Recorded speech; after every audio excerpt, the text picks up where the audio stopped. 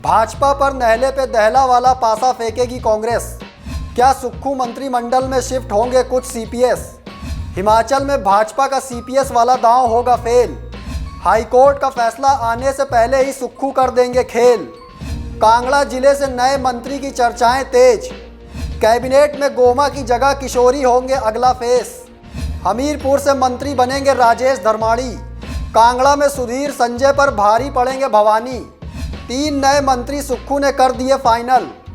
Deputy speaker का शिमला मंडी से आया सिग्नल। निगमों बोर्डों में बचे हुए दावेदार किए जाएंगे एडजस्ट। कुछ विधायक 24 चुनाव में उम्मीदवार के रूप में होंगे सेट। नमस्कार दोस्तों, आप देख रहे हैं समाचार फर्स्ट टू द पॉइंट। मैं हूं आपके साथ बालकृष्ण। मुख्यमंत्री सुक्खू का एक और दांव भाजपा पर भारी पड़ने वाला है, या यूं कह लीजिए कि सुक्खू भाजपा पर नहले पे दहला वाला सियासत का पासा फेंकने वाले हैं और इस पासे से एक तीर से कम 3 निशाने साधे जाएंगे। मतलब कहावत के तौर पर कहा जा सकता है कि भाजपा की सियासत का सांप भी मर जाएगा और लाठी भी नहीं टूटेगी। ऐसा क्या हो सकता है, हम आपको बताते हैं। दरअसल कैबिनेट विस्तार पर बिलासपुर जिले से सियासत का पर्दा गिर चुका है, लेकिन कांगड़ा जिले से मंत्री पद के चेहरा साफ नहीं हो रहा। मुख्यमंत्री सुक्खू के बिलासपुर और कांगड़ा को मंत्री देने के बयान के बाद सियासत गर्मा गई है। ये तो तय है कि लोकसभा चुनाव से पहले नए मंत्री बनेंगे ही, जिसके लिए सुक्खू ने नए नाम फाइनल भी कर लिए हैं। बस अब इंतज़ार है औपचारिक घोषणा की। सोशल मीडिया में तरह तरह की खबरें चल रही हैं कि कांगड़ा से सुधीर शर्मा को मंत्री बनाया जाएगा या फिर गोमा मंत्रिमंडल में नया चेहरा हो सकते हैं।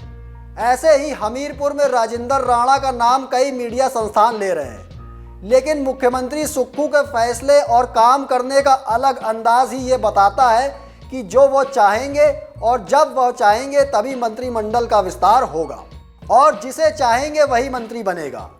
क्योंकि चर्चाएं चाहे जितनी हो, ये तो सोशल मीडिया का दौर है, लेकिन पुख्ता बात कुछ और होती है, अंदर की बात कुछ और होती है। लेकिन सुक्खू को हाईकोर्ट में चल रहे सीपीएस वाले मामले को भी ध्यान रखना है। ऐसे में साथ ही साथ ये भी देखना है कि लोकसभा चुनाव में वो कैसे कांग्रेस पार्टी को मजबूत करके चलते हैं, चाहे वो संगठन की बात हो या फिर सरकार की बात। सुक्खू हर विधायक और हर नेता को ऐसा महसूस नहीं होने दे रहे हैं कि पार्टी में एक दूसरे से कोई अंदरूनी नाराजगी है। सुक्खू जिसको मंत्री बनाएंगे वो हर किसी को राजी होगा और जिसको नहीं बनाएंगे उसको कोई ना कोई बड़ी जिम्मेदारी ज़रूर देंगे। सूत्रों के मुताबिक सीपीएस वाले मामले पर भी सुक्खू गंभीर हैं। ऐसे में हो सकता है कि सीपीएस में से ही सुक्खू किसी को मंत्रिमंडल में शामिल करके सीपीएस वाला भार कम कर दें।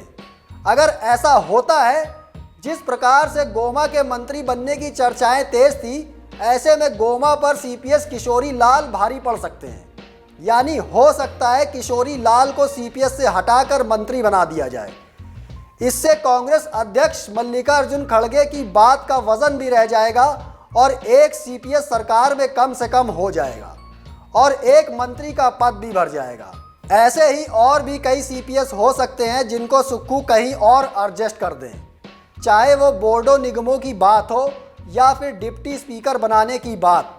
सुक्खू के इस दांव से भाजपा का एक दांव भी कमजोर पड़ जाएगा और दूसरी तरफ अदालती पचड़ों से भी कांग्रेस सरकार बाहर आ जाएगी। दरअसल हमीरपुर, मंडी और कांगड़ा जिला में ऐसे कई दावेदार हैं और तलबगार हैं जो अपने ऊंचे सियासत कद या क्षेत्रीय संतुलन के ठोस तर्क दे रहे हैं।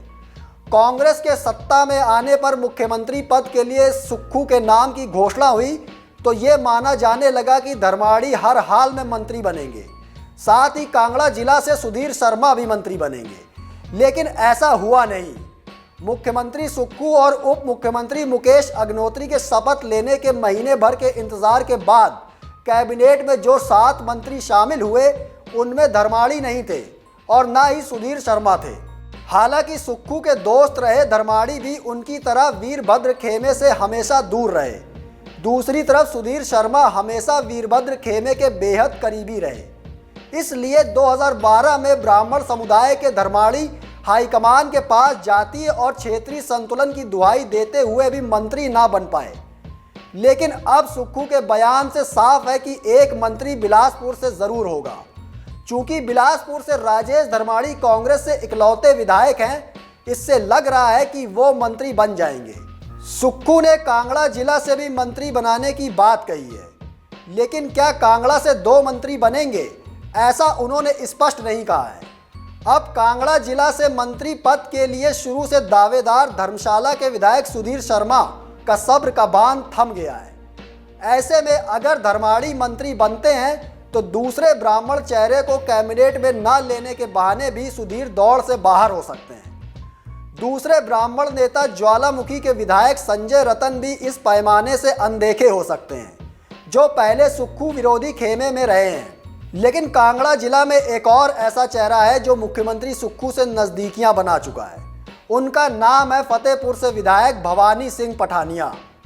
तो कहने का मतलब ये है कि मंत्री पद के लिए भवानी पठानिया के नाम की चर्चाएं कांगड़ा जिला से तेज हो गई हैं। अगर नए मंत्रियों में कांगड़ा जिला से किशोरी लाल और भवानी पठानिया शामिल हो गए तो सुक्खू के 3 मंत्रियों की खोज पूरी हो जाएगी। एक मंत्री बिलासपुर से धर्माड़ी बनेंगे।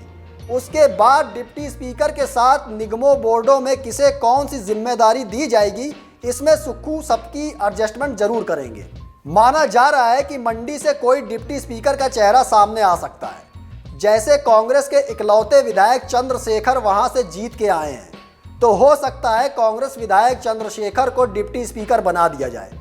रही बात कांगड़ा जिला से सुधीर शर्मा, यादविंदर गोमा और संजय रतन की, तो इसमें से हो सकता है सुधीर शर्मा को एक बार फिर सुक्खू लोकसभा चुनाव के लिए मैदान में उतरने के लिए बोले। हालांकि ये फैसला तो संगठन से मिलकर ही लिया जाएगा, लेकिन ऐसी चर्चाएं तेज हैं कि कांगड़ा चंबा से सुधीर शर्मा को सुक्खू इस बार कांग्रेस से लोकसभा लड़ाने का मन बना चुके हैं। उधर हमीरपुर में भी सुजानपुर से विधायक राजेंद्र राणा को लोकसभा उम्मीदवार बनाकर मैदान में उतारा जा सकता है। ऐसे में बचे हुए मंत्रिमंडल के तलबगार विधायकों को निगमों बोर्डों में सुक्खू एडजस्ट करेंगे। जो भी नेता और विधायक नाराज होंगे उनको बड़ा कद और पद निगमों में दिया जाएगा। रही बात सीपीएस वाली, तो 10 महीने के परफॉर्मेंस और जातिगत समीकरण के आधार पर अगर सुक्खू कुछ सीपीएस को मंत्रिमंडल में लेते हैं तो इस फैसले से सुक्खू के रास्ते आ रहे अदालती रोड़ों से पार्टी और सरकार को निजात मिल सकती है। अभी फिलहाल के लिए इतना ही, मुझे दीजिए इजाज़त। फिर मिलेंगे एक और नई रिपोर्ट लेकर।